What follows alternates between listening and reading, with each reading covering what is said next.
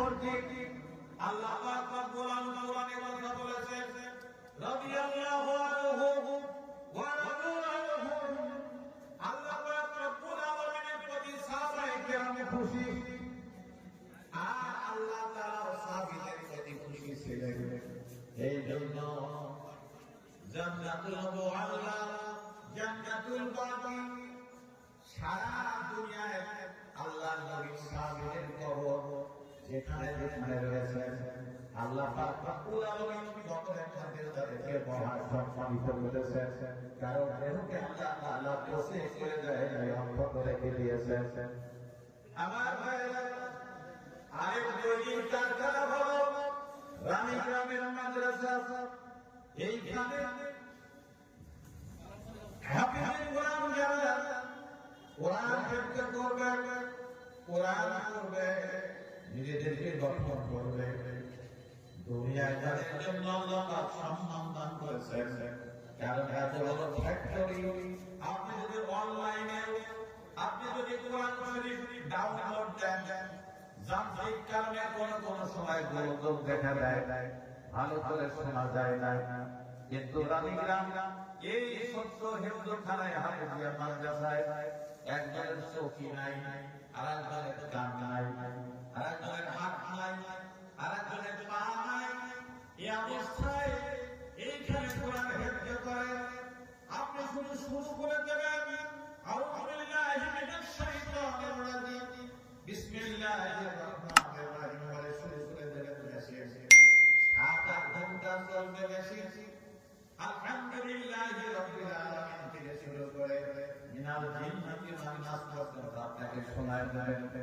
এত বড় মর্যাদা, এত বড় সম্মান আল্লাহ এই জন্য তাদেরকে দিয়েছেন যে ইহুদিরা ফিলিস্তিনি মুসলমানদেরকে প্রতিদিন 100, 200, 300, 400 করে শহীদ করে।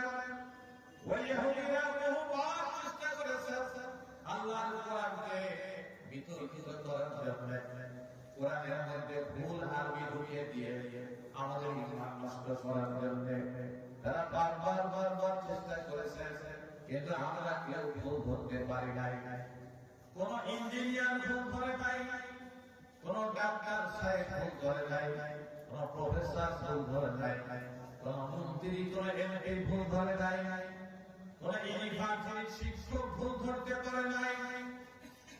বাবারে যখন ভুল কোরআন শরীফ ছাপিয়ে ছেড়ে দেওয়া হয়েছে, আমরা ভুল ধরতে পারি নাই। যেই মাত্র ওই ছোট্ট ছেলে মেয়েদের কাছে, ছোট্ট বাচ্চারা যাদের গায়ে কাপড় নাই, যারা ঠিক মতো খেতে পায় না দুই বেলা, আমি তখন কেমনিয়া খামারে চাকরি করি মসজিদের প্রতি।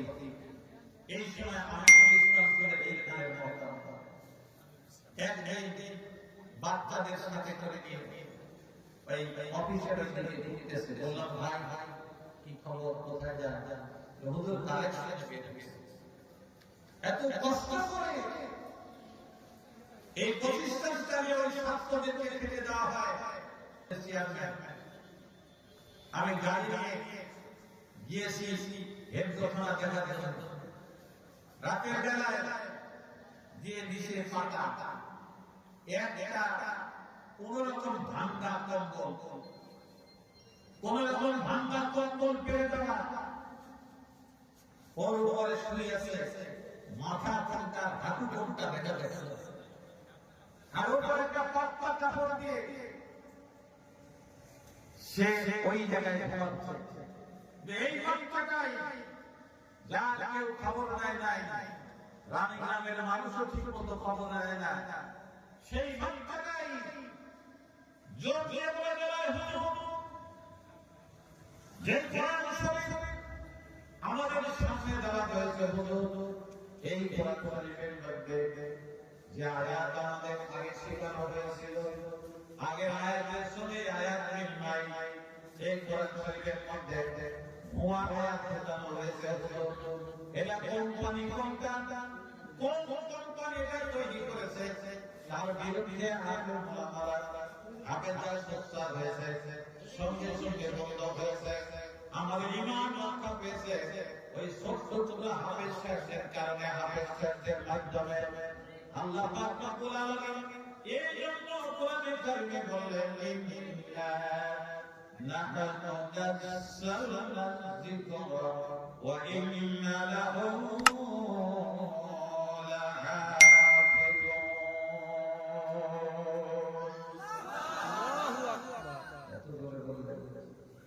এত জোরে বদরের রক্ত 313 বুড়া মহিলা বাচ্চা শিশু সব মিলে 313 জন। অস্ত্র শস্ত্র নাই, কাফেরদের বিরুদ্ধে যুদ্ধ করতে হবে। মুহাম্মদুর রাসূলুল্লাহ সাল্লাল্লাহু আলাইহি ওয়াসাল্লাম তিনি নেতৃত্ব দিচ্ছেন যুদ্ধে। সাহাবায়ে কেরাম পিছনে, আল্লাহ রাসূল তাকবীর ধরাচ্ছেন, সুবহানাল্লাহ। আমাদের দেশের নেতারা যদি মিছিলের সামনে যায়, এটা কিছু পায় না, কর্মীরা মিছিল ধরায়, কথা ঠিক না বলে স্লোগান ধরায়। বিশ্বনবী নিজের তাকবীর দিচ্ছেন, সাহাবায়ে কেরাম তাকবীর দিয়ে পিছন থেকে কেতাবের মধ্যে আসছে, মুসলমানের এত যত জোরে তাকবীর দিয়েছে, কাফের বেঈমানদের হাতে যে তরবারি ছিল, ভয়ে আতঙ্কিত হয়ে কাফের বেঈমানদের হাত থেকে তরবারি ছিঁড়ে মরুভূমির তখন মাথান খানে করে আওয়াজ হয়েছে, আল্লাহু আকবার। আওয়াজ হয়েছে কি তাও হয় নাই। বেরেকার তাকবীর দিতে হবে, এই তাকবীর আর আমাদের তাকবীরের মধ্যে তো পার্থক্য আছে। রাসূল সাল্লাল্লাহু আলাইহি ওয়াসাল্লাম তাকবীর দিয়েছেন, সাহাবায়ে কেরামদের তাকবীর দিয়েছেন, সেটা হলো তাকবীর। সাহাবায়ে কেরাম বলেন আল্লাহু আকবার, তাকবীর। সাহাবায়ে কেরাম বলেন আল্লাহু আকবার। আমরা উর্দুতে বলি, কি বলি? আমরা যেটা বলি উর্দু, নারায়ে তাকবীর, এটা উর্দু শব্দ, এটা উর্দু শব্দ। এই উর্দু শব্দকে বাংলা করার জন্য বহু লোক লেগেছিল, কথা ঠিক কিনা বলেন? কিন্তু উর্দু আছে, কারণ ইমাম সাহেব যতদিন বেঁচে থাকবে কিয়ামত পর্যন্ত এই নারায়ে তাকবীর দিতেই থাকবে, কথা ঠিক কিনা বলেন? কেউ কিছু দিতে পারবে না। আজকে আমরা নারায়ে তাকবীর একটু দেই নাকি? আপনারা সকলে রামাতুল্লাহ তাকবীর লাগান, নারায়ে তাকবীর, আল্লাহু